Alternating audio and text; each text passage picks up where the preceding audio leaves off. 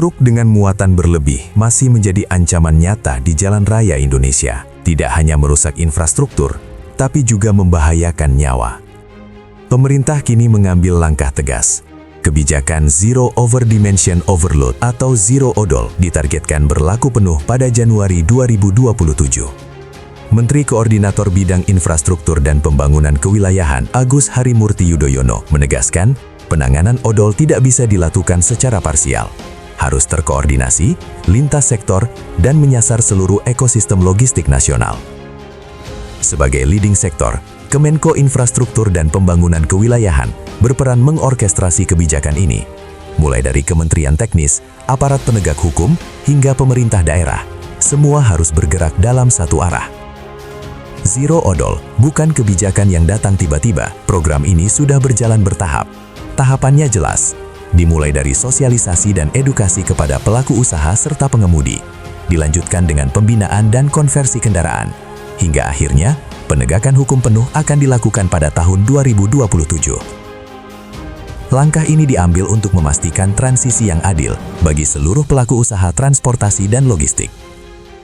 Penanganan odol juga memiliki dasar hukum yang kuat, mengacu pada Undang-Undang Nomor 22 Tahun 2009 tentang Lalu Lintas dan Angkutan Jalan. Di dalamnya diatur, kendaraan yang tidak memenuhi persyaratan teknis dapat dikenai sanksi pidana. Begitu juga dengan kendaraan yang membawa muatan berlebih. Artinya, pelanggaran odol bukan sekadar administratif, melainkan juga memiliki konsekuensi hukum yang serius. Secara umum, odol terbagi menjadi dua jenis utama. Pertama, overdimension, yaitu kendaraan yang dimodifikasi melebihi ukuran standar, baik panjang, lebar maupun tinggi. Kedua, overloading, yaitu kendaraan yang mengangkut muatan melebihi kapasitas maksimum yang diizinkan. Keduanya sama-sama berisiko tinggi, mulai dari kecelakaan fatal seperti remblong dan kendaraan tak terkendali, hingga kerusakan jalan dan jembatan.